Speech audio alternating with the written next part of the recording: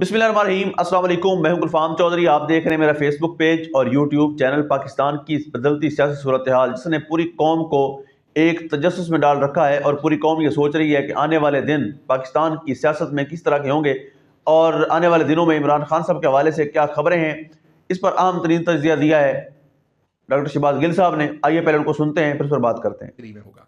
अब बाकी सब कुछ तो चले कंटिन्यूटी है जो मलिक रियाज के बारे में आजकल सारा बयानिया बनाया जा रहा है, लेकिन एक चीज इसमें बड़ी इंपॉर्टेंट है कि राणा सनाउल्लाह डायरेक्टली लिंक कर रहे हैं इसे नाम लिए बगैर डीएचए के साथ। मतलब इसका जो तमाम की तमाम जिम्मेदारी है शायर यहां पे बताना चाह रहा है कि ये हम नहीं कर रहे, ये पाकिस्तानी फौज कर रही है। मलिक रियाज जाने और वो जाने, वो मलिक साहब को एक किस्म की इनडायरेक्ट अपनी सफाई पेश कर रहे हैं। अच्छा जी, अगली जो इसी से रिलेटेड जो एक बयान है वो ख्वाजा मोहम्मद आसिफ साहब का है। उन्होंने कहा है कि पाकिस्तान की सहाफत जो है वो मलिक रियाज की यरगमाल बन चुकी है। आज़ादी सहाफत एक खोखला नारा है। उन्होंने कहा है कि मलिक रियाज जो है उसका नाम नहीं चला पाती मीडिया जो है, ये कोई नई बात तो है नहीं। मलिक रियाज का नाम तो तब भी ना चला पाई मीडिया जब आपके नवाज शरीफ साहब के बेटे की 9 अरब की प्रॉपर्टी को उन्होंने 18 अरब में खरीदा, तब भी पाकिस्तान मीडिया नहीं बोला। आज आप कह रहे हैं मनी लॉन्ड्रिंग हुई, ये नहीं बताते कि मनी लॉन्ड्रिंग हुई क्यों थी, उस मनी लॉन्ड्रिंग से कौन सी प्रॉपर्टी खरीदी गई थी। वो जो मनी लॉन्ड्रिंग का इल्जाम है उससे आप ही के लीडर के बेटे की प्रॉपर्टी खरीदी गई थी।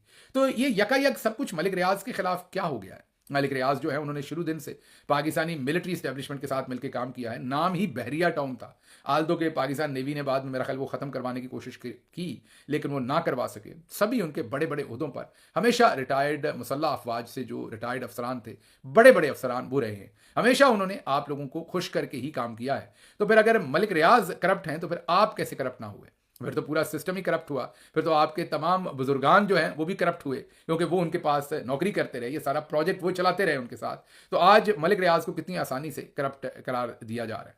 दूसरी तरफ जो ख्वाजा आसिफ ने बात कही वो पार्शली तो दुरुस्त है। मीडिया जो है वो पैसा बनाने के लिए किसी का भी नाम नहीं लेता, लेकिन दूसरी तरफ ये देखिए कि मलिक रियाज पर आजकल बुरा वक्त है, क्योंकि जनरल आसिम मुनीर जो आर्मी चीफ है, और जाहिर है जो तमाम उनका DGISI वाला फियास्को हुआ था उसमें उन्हें मलिक रियाज पर भी गुस्सा है। ये हम नहीं, ये डिफरेंट सहाफ़ी कह रहे हैं पाकिस्तान में। तो अगर ऐसा है तो आप ज़रा गौर कीजिए कि इस मीडिया ने मलिक रियाज से क्या क्या फ़ायदे नहीं लिए होंगे, लेकिन आज जब उन पर मुश्किल वक्त है तो उनके साथ कोई शख्स खड़ा नहीं हो रहा। तो हम इसलिए अब इस वक्त, आपने मेरे मुंह से पहले कभी नाम नहीं सुना होगा, आजकल मैं मलिक रियाज का इसलिए नाम ले रहा हूँ, उनके लिए आवाज़ इसलिए बुलंद कर रहा हूँ कि बुरे वक्त में आपको अगर किसी के ऊपर जुल्म हो रहा हो तो उसके साथ खड़े होना चाहिए। मलिक रियाज साहब ने क्या अच्छा किया क्या बुरा किया उसका जवाब दे वो खुद है, लेकिन आजकल जिस तरीके से ब्लैकमेल करके उनके कारोबार बंद किए जा रहे हैं, उन पर जुल्म सितम किया जा रहा है, और वो उसके बावजूद कैरेक्टर शो कर रहे हैं कि वो एक जाली झूठा बयान नहीं दे रहे, वरना इस आगदार ने, याद कीजिए, अपने हाथों से अपने समधी के खिलाफ बयान दे दिया था। तो मलिक रियाज भी ये काम करके बड़ी आसानी से पाकिस्तान के अंदर और बड़े बड़े प्रोजेक्ट्स के ठेके जो है वो लेके माल खुद भी बना सकते थे और दूसरों को भी बनवा सकते थे। अगर उन्होंने एक अच्छा काम किया है तो सताइश बनती है। और दूसरी तरफ एक बहुत ही उम्दा कालम जो है वो BBC में वसतुल्लाह खान साहब ने लिखा है। उन्होंने लिखा कि खिड़की तोड़ मलिक रियाज बामुकाबला निज़ाम रियासत। उसमें भी उन्होंने यही बातें की हैं कि मलिक रियाज से तमाम मीडिया भी फ़ायदे लेता रहा, और हमारी फ़ौज के बड़े बड़े जर्नैल जो हैं वो रिटायर्ड होने के बाद उनके पास नौकरियां करते रहे, और आज उन्हीं को करप्ट कहा जा रहा है। वो आपका हिस्सा थे, आप उनका हिस्सा थे, अगर वो करप्ट हैं तो आप साफ सुथरे कैसे हुए? लेकिन ये एक खिड़की तोड़ मुकाबला चल रहा है, और उन्होंने कहा कि ये मुकाबला सारे का सारा अपनी जो एक पॉलिटिकल इंजीनियरिंग है उसके लिए किया जा रहा है। अच्छा जी, अगली खबर आपके सामने रखते हैं हम सुप्रीम कोर्ट ऑफ पाकिस्तान से, जहां आपको पता है कि जस्टिस मंसूर अली शाह और उनके साथी जजेस का इस टाइम जो मलाखड़ा हो रहा है, और जस्टिस याया अफरीदी और जस्टिस अमीनुद्दीन के साथ, और मामला तौहीन अदालत और दूसरी तरफ निकल गया है और समात हो रही है। अब जस्टिस मंसूर अली शाह के हुक्मनामे के खिलाफ समात के लिए 6 रुकनी बेंच तश्कील दे दिया गया है। जस्टिस जमाल खान मंदोखेल, जी हाँ, जमाल खान मंदोखेल वही सीनियर जज हैं जो बातें बहुत सख्त करते हैं लेकिन उसके बाद फैसला बिल्कुल उससे उलट देते हैं। मीन उनकी जब आप बातचीत सुनते हैं तो बहुत ही असूल पसंद, आइन, कानून और बहुत ही इंपॉर्टेंट नुक्ते उठाते हैं। इससे ये पता चलता है कि वो कम से कम प्रॉब्लम को समझते हैं, लेकिन उसके बाद कोई मजबूरी होगी उनकी, उसके बाद ढेर हो जाते हैं उस प्रॉब्लम के सामने, फैसले ज़रा कमज़ोर करते हैं।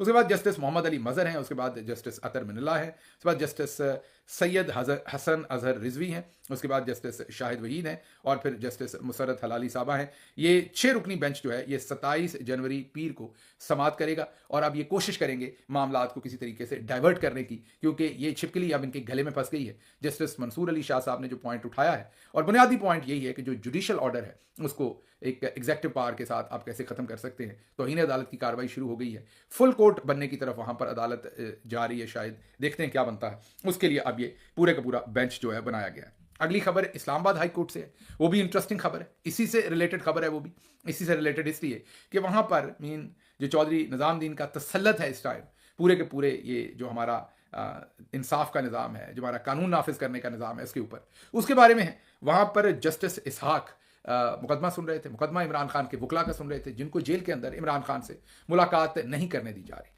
तो उस पर उन्होंने कहा कि ये हमने एक कमीशन बनाया था वकला का, वो भी क्या काम नहीं कर रहा। तो वकला ने कहा नहीं, वो भी काम नहीं कर रहा। तो फिर उन्होंने कहा कि कमीशन को भी कहीं और से कॉल आ जाती होगी। उन्होंने कहा आजकल तो सुप्रीम कोर्ट ऑफ पाकिस्तान भी इनका कुछ नहीं कर सकती, इनका जो दिल करता है ये वो मनमानी करते हैं। उन्होंने कहा वैसे तो S for supreme, C for court, हम एस सी को सुप्रीम कोर्ट ही समझते रहे, लेकिन उन्होंने कहा कि अब लगता है कि एस से सेक्टर और सी से कमांडर है। अब एस सी अगर कहीं लिखा हो तो आप सुप्रीम कोर्ट नहीं बल्कि सेक्टर कमांडर समझे। दूसरे लफ्जों में जस्टिस इसहाक ने यह पैगाम पहुंचाया कि सेक्टर कमांडर जो है वो सुप्रीम कोर्ट ऑफ पाकिस्तान से भी ऊपर इस वक्त खड़ा है। अच्छा जी, अगली खबर जो है वो पाकिस्तान के अंदर जो अंधेर नगरी मचा रखी है जनरल आसिम मुनीर साहब की, जो इस टाइम पूरी रजीम है, उसने वो झूठी खबर फैलाने पर 3 साल कैद, 20 लाख रुपए जुर्माना। जी हाँ, ये एक नया अब एक पूरे का पूरा एक बिल बनाया गया है, पीका एक्ट जो है, और उसको पास करवाया गया है। और अब सिर्फ आप एक ट्वीट करने या एक जो भी इनको पसंद ना आए, जैसे बाजी के बारे में अगर किसी ने कोई तस्वीर शेयर की है जो इनको पसंद नहीं आई, हालांकि वो तस्वीर भले जेन्युइन भी। अगली बात आपको सुनवाते हैं कि जो इस वक्त FIA है वो बंदा कराची में ढूंढ रही है जिसने मरियम नवाज साहबा की हाथ मिलाने की तस्वीर जो थी, जिसे हैंड हग कहा था हमने, वो तस्वीर किसने लगाई थी सबसे पहले, वो बंदा ढूंढ रहे हैं। और ये FIA इंक्वायरी कर रही है कि हमने वो बंदा ढूंढना है और पकड़ना है, और गालिबन शायद किसी को गिरफ्तार भी किया है। लेकिन कितनी बड़ी मज़े का खेज बात है कि वो बंदा कोई और नहीं, उसका नाम ज़ीशान मलिक है। वो नून लीग का सोशल मीडिया हेड है और मरियम नवाज का अपना मीडिया खुद कंट्रोल करते हैं वो। और ज़ीशान मलिक के आज भी, जब मैं आपसे बात कर रहा हूँ, इस वक्त भी पेज पर वो तस्वीर मौजूद है, और उसको शायद तकरीबन 8 लाख के करीब अभी आखिरी इतला तक लोग जो हैं वो देख चुके थे, और वो तस्वीर वहाँ मौजूद है, उन्होंने खुद पोस्ट की हुई है, वहीं से सबको मिली है। लेकिन FIA को कोई और बंदा दरकार है जिसको वो कराची में ढूंढते फिर रहे हैं। एक तो ये पढ़े लिखे नहीं है, ऊपर से ये कोशिश नहीं करते। अच्छा जी, लकी मरवत में एहतजाज हुआ है। एहतजाज है पाकिस्तान एटॉमिक एनर्जी कमीशन के जो लोग अगवा हुए थे।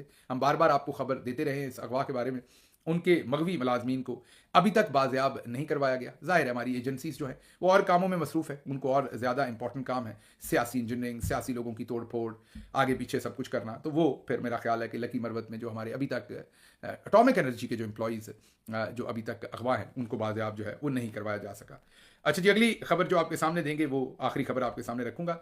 PIA की दुबई से मुल्तान प्रवास के अमले से 78 मोबाइल, 78 मोबाइल फ़ोन जो हैं वो बरामद हुए हैं, जो स्मगल किए जा रहे थे दुबई से मुल्तान डायरेक्ट फ़्लाइट जो है उसमें। आप ज़रा गौर कीजिए, बाकमाल लोग, लाजवाब सर्विस। अभी हमें बताया जा रहा था कि PIA के अंदर आपको पता ही है, हाल ही में एक वाइस एयर मार्शल साहब जो सर्विंग हैं, उन्हें अपॉइंट किया गया था उनके CEO के तौर पर, उसको हेड करने के लिए।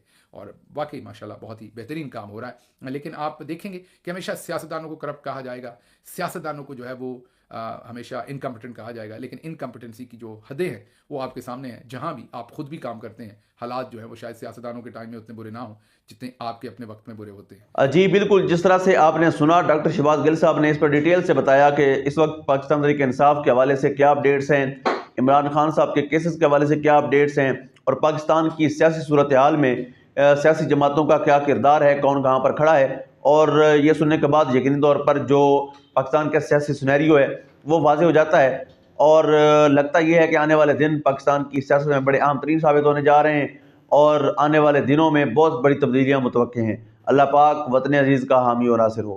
पाकिस्तान जिंदाबाद।